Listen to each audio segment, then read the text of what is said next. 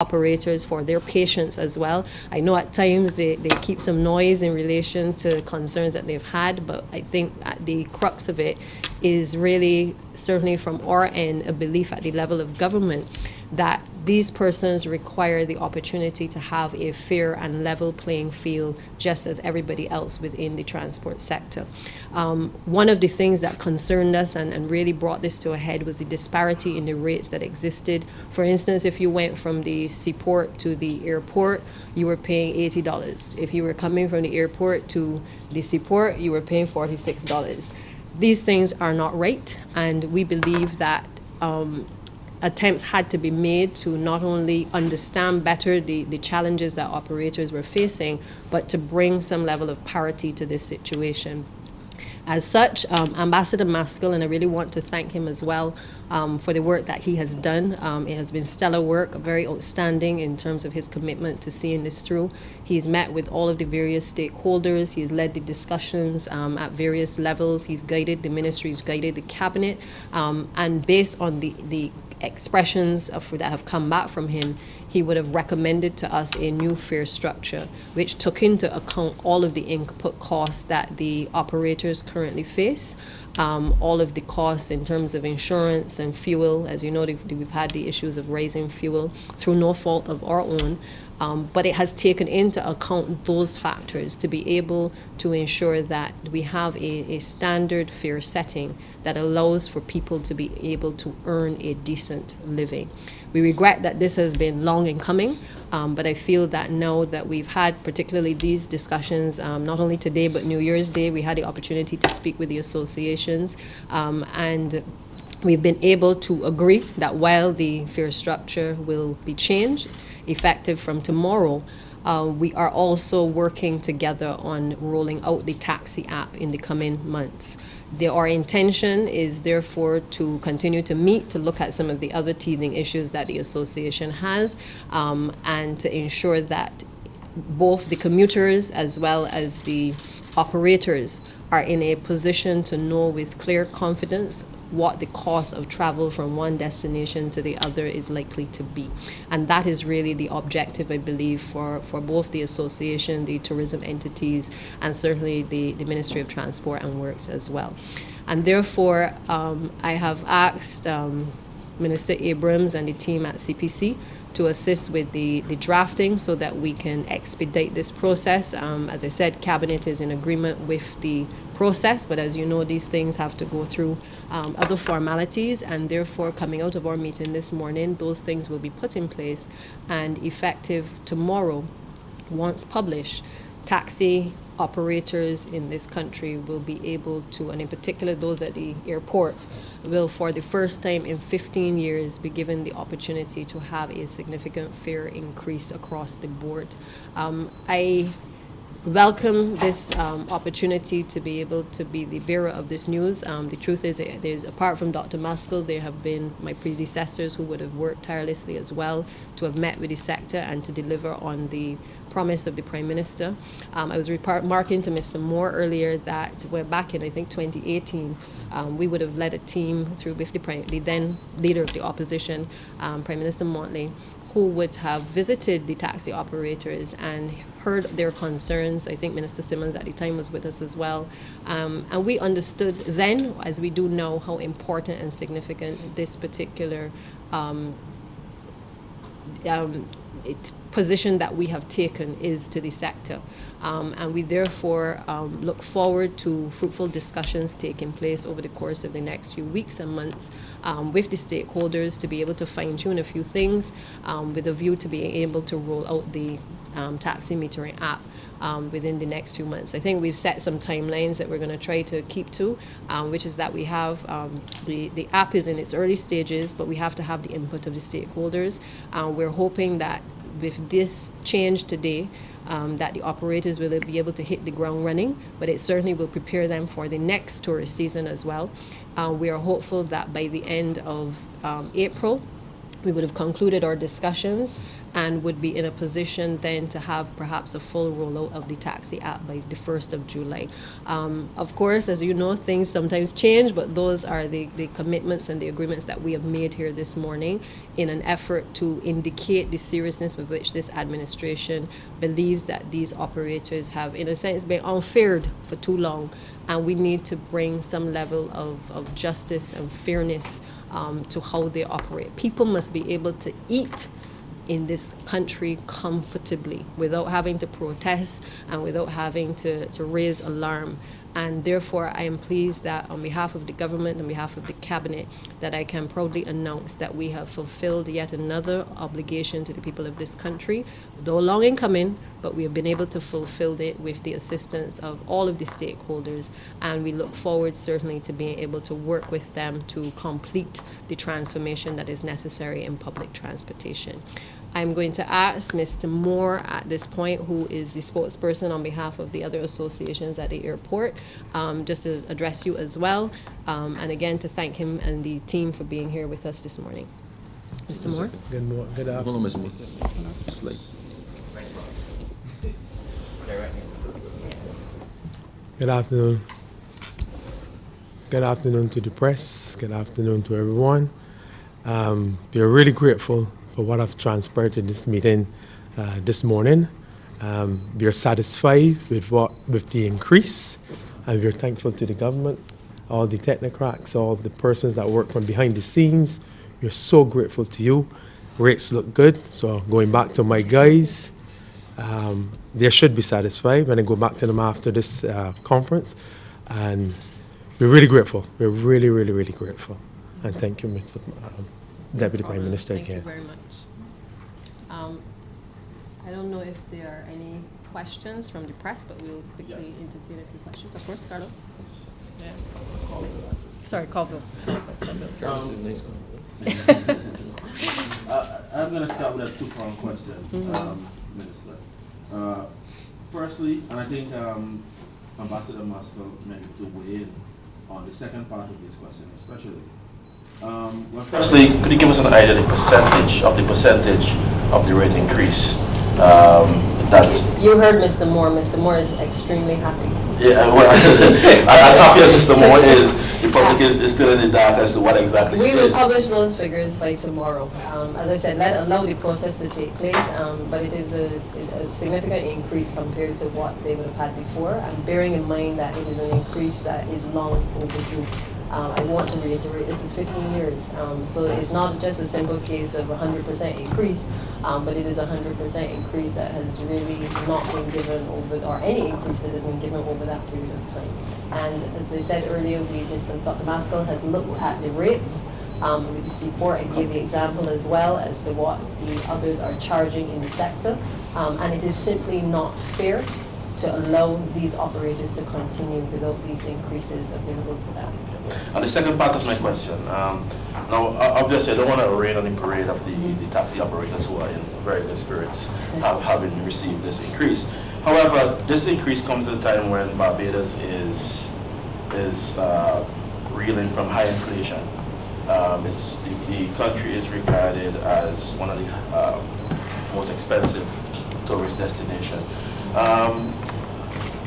From an economic perspective, Dr. Maskell or anyone else, how do we square that component, that factor, inflation, high costs of tourist destination, with the increase now the added cost of transportation?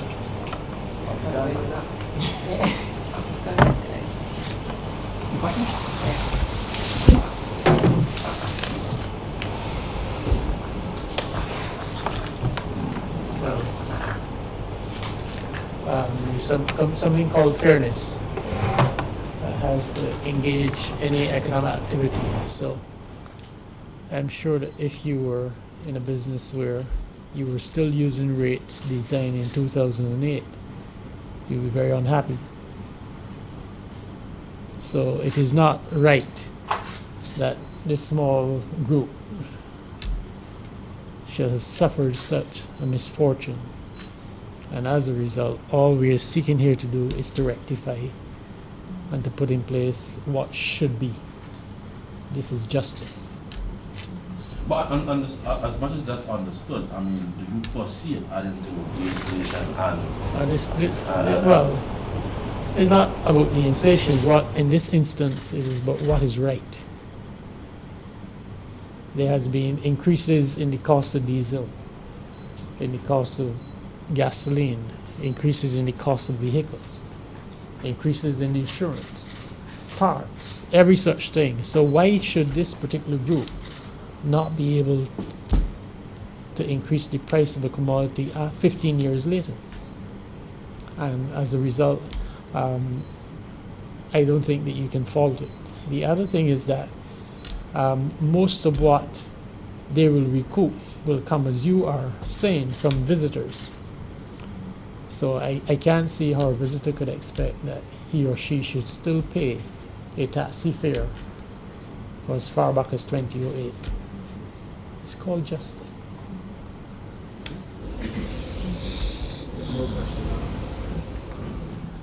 It's a concerns raised from the Alliance for Public Transport. They say that they've been trying to get in touch with you. They have some issues that they want addressed.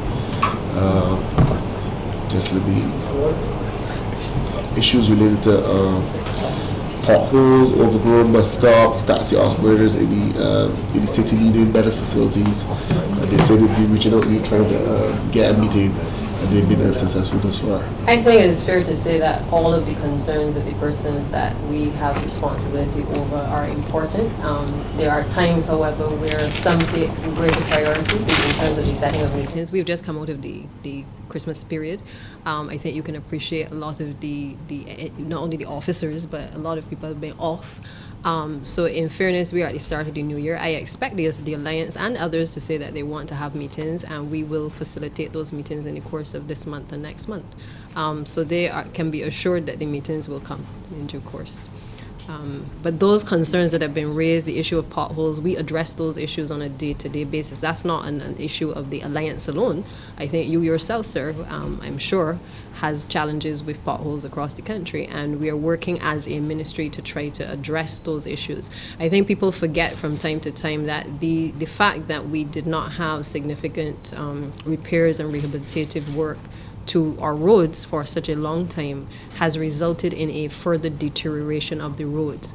That has been compounded by the fact that climate change is taking place at a rapid rate. I don't know any night this week that I have not had significant rainfall, sudden rainfall, waking me from my sleep. And that impacts on contractors, it impacts on the ability of the ministry staff to be able to execute its works. So it is not that the ministry is deliberately trying to increase the cost for the road users by not filling potholes, but the truth is sometimes we go and we fill them and the rain comes down, and next day or two the hole is open back up again. So while we have been able to access significant financing to be able to start projects in, for instance, the Scotland District through the IDB, the CAF projects, roads do not build overnight. So once you unlock the financing, you have to then move to the next step of doing, whether it's design, engagement of contractors, the tendering process has to take place, the supervision of the works has to take place before you can get to a point where you see the full uptake of what has been invested. And I think that Barbadians need to appreciate at this point that we have been able to unlock, with the help of the economic team, a lot of access to resources to be able to help us now to plan out a lot of the road works that have to be done. So it is not, every road is not going to get done overnight, but we are trying our best with the resources that we have in order to be able to make those changes to alleviate the concerns that our road users have, and certainly commuters as well on the roads as well. Minister, while you're on the issue of road repairs, if I may give you an opportunity to address one of the concerns raised recently as it relates to the recent rehabilitation of the EXC highway, I think that is. There are some who are saying that there are other roads, especially feeder roads, are in greater need of such repairs. And therefore the question is being asked why not resurfacing of the highway as opposed to concentrating on these other roads. So I just want to give you an opportunity to answer that question. I'll answer it simply. I did a degree in law. I am not a technical person, I'm not an engineer, and therefore I have to rely on the engineers to tell me whether roads require rehabilitation, whether they require the pothole filling, what they require, okay? The concerns that I may have or you may have in terms of what is visible to the naked eye may not be what the engineers have determined is required in terms of the work that has to be done on that particular road. And so I, like you, have raised the same concerns because I see roads that to me look like they're in worse conditions than the ones that are in our list to be able to have to repair. But if the engineers say to us that based on their assessment of the various roads across the island, that they would have prioritized particular roads at the time because over time those roads are likely to deteriorate further, or that because of the capacity of traffic on those roads, you will find yourself in a situation where the cost long term is going to be significantly more to repair, then we are guided by the persons who are experts in that particular area. So we may not like it, as many of us don't, but the truth is that I have to, just as I would have to take the advice of a doctor, because I'm not a specialist in a particular area, I am guided by the engineers to be able to explain to the country why is it that we have chosen particular roads. Now, I will also point out to you, this particular project with the IDB predated this administration in terms of the selection of the roads. So it is not that we handpicked the roads that are being done now, but there were significant delays, and Clyde can tell you, in relation to the execution of these particular projects to get this off of the ground. And therefore, in the process of getting them started, there are other roads that deteriorated while we were waiting for those roads to be started. So you are finding right now that not only the roads that they're doing require work to be done on them, but you are also finding a list of other roads that people have concern with and genuinely so. The long and short of it is that I appreciate the concerns of the public, but I have asked the PR team to engage with not just the press, but also the wider public with a view to helping to break down some of these concerns so that people don't make assumptions that are actually incorrect or not able to be substantiated. Okay. Final question for me, Minister. I know you said that. Let me just say one thing in relation to also, and this is based on the conversation I was having with some people recently. A small pothole on the highway is way more dangerous in many instances than a large pothole in a secondary road because of the speeds that are driven at the highway and the amount of traffic on the highway at a given time, and cars going in two lanes. So it is not apples and apples, right?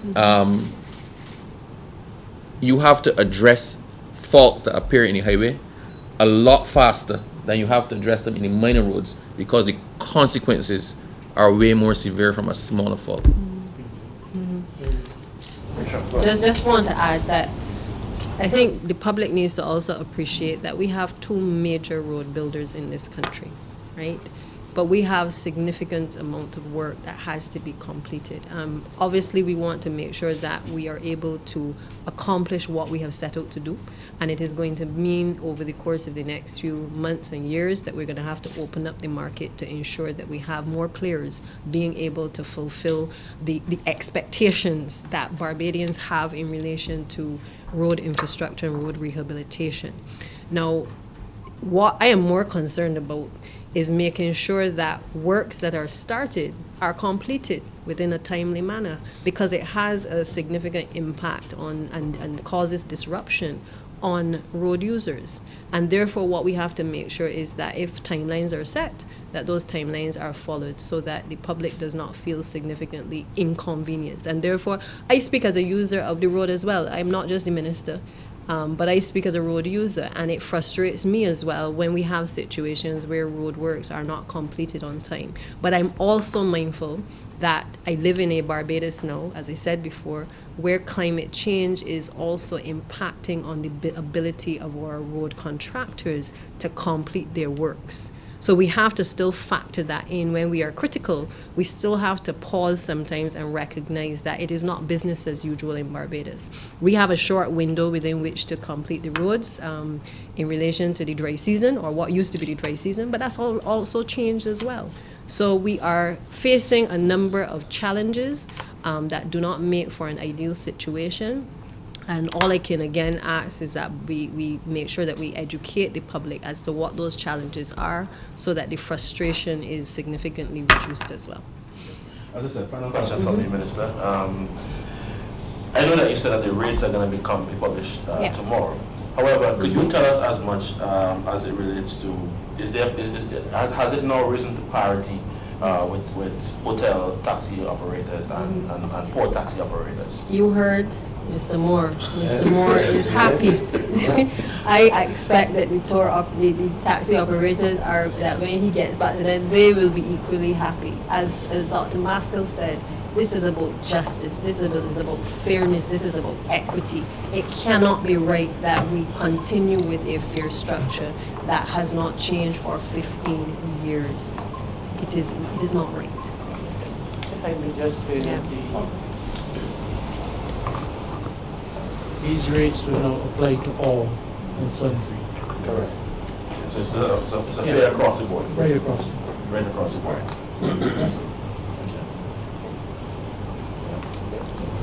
I have a question. As a Minister of Transport and Works, we know that there was an issue with an accident with 2 of the new electronic buses. We knew that you had plans to bring some new buses, and then some of them were taken off. Can you give us an update on that? We are expecting to have those buses here. I believe Ministry of Energy has ordered those, and those are supposed to be here by, I think, June? Yeah, June, July of this year.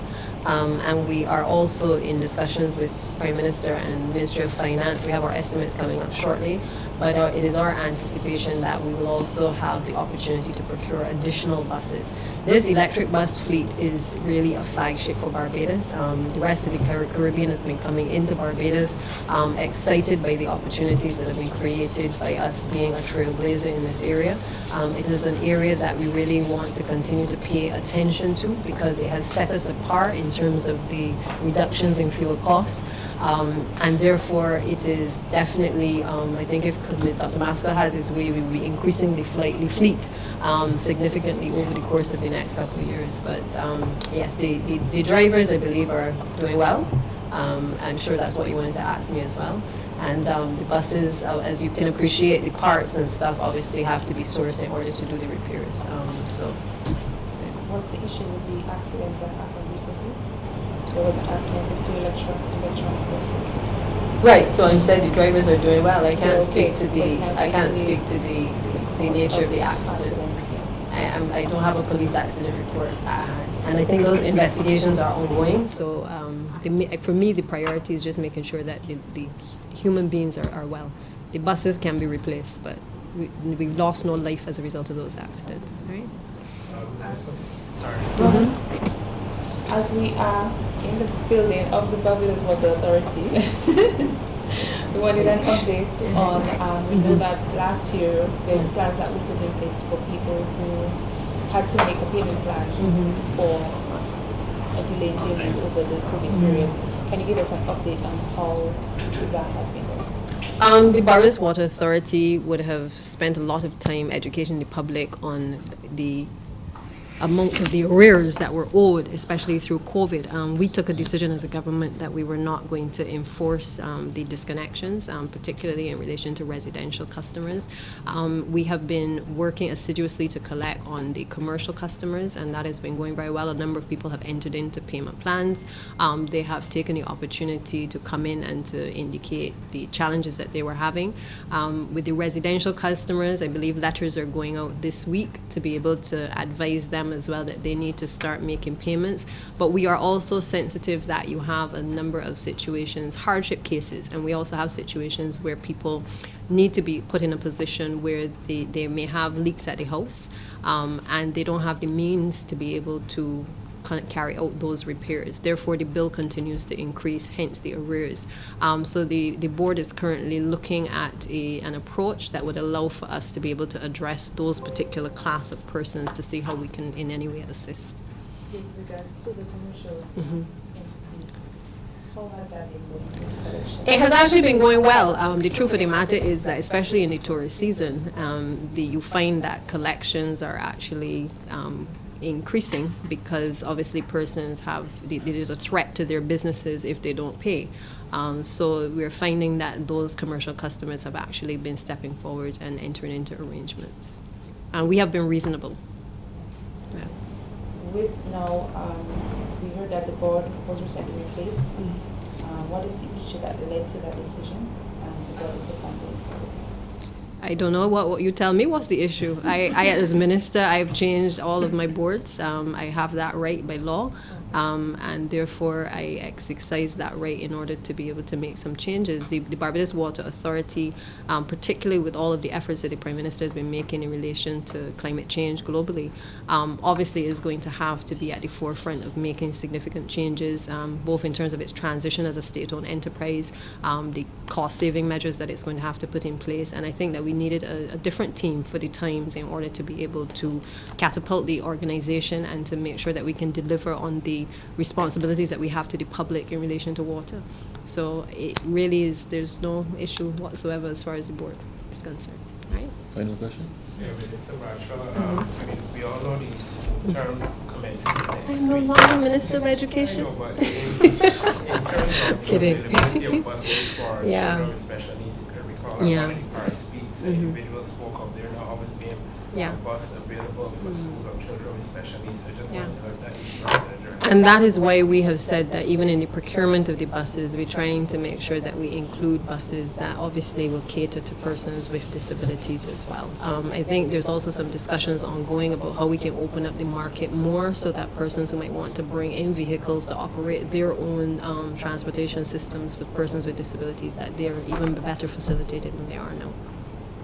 Minister, as he made mention of people with disabilities, but there are still people who are raising the issue that especially when school reopens, which is next week, Yeah. they're going to see less buses available, especially the transport board buses available for the normal commuters because they will be redirected to students, carrying students.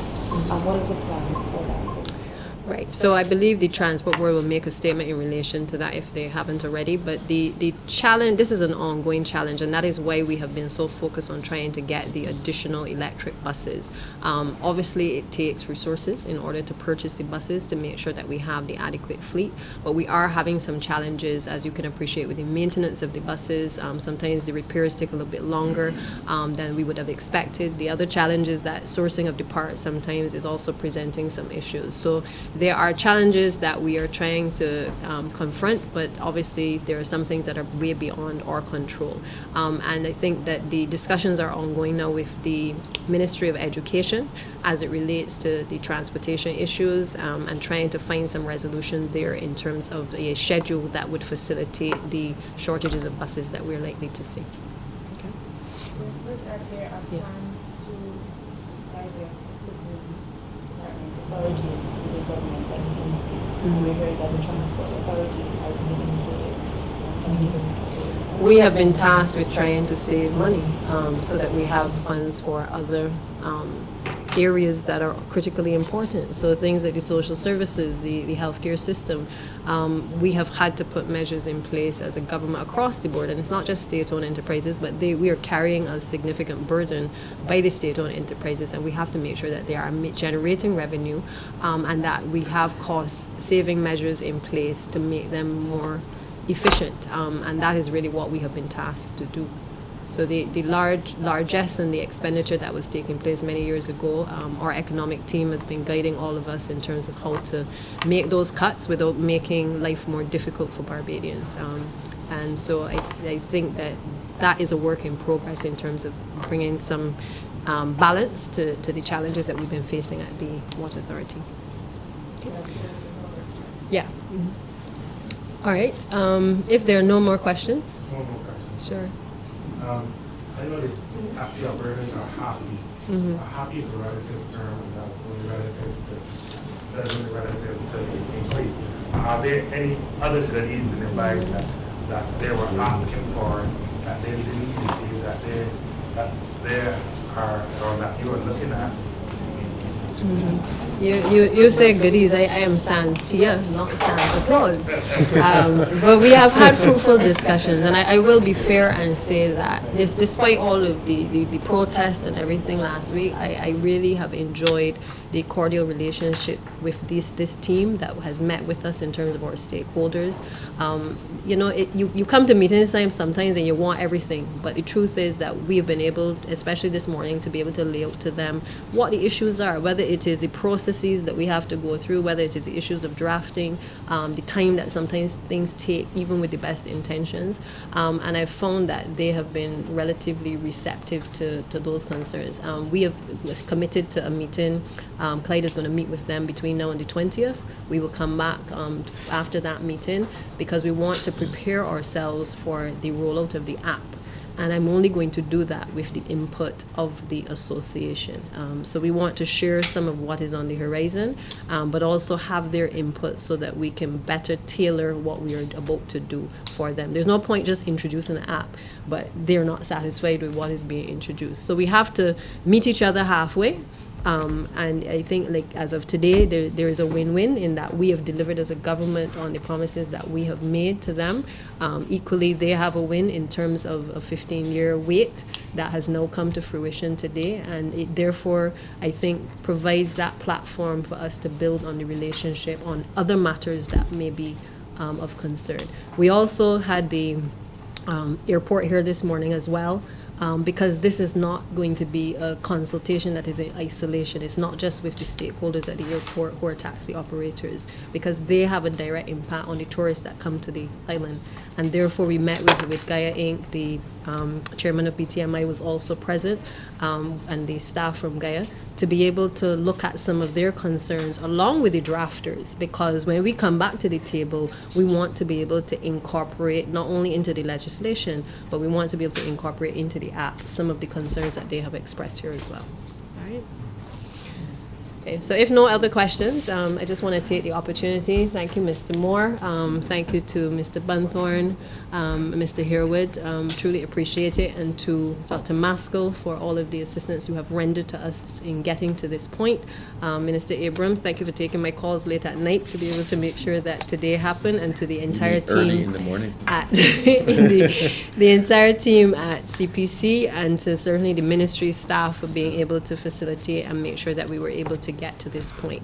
And therefore, I look forward to us being able to continue to work together with the taxi operators forefront in our minds for 2023. Thank you. You're welcome. Thank you, sir. I come in for drinks, sir.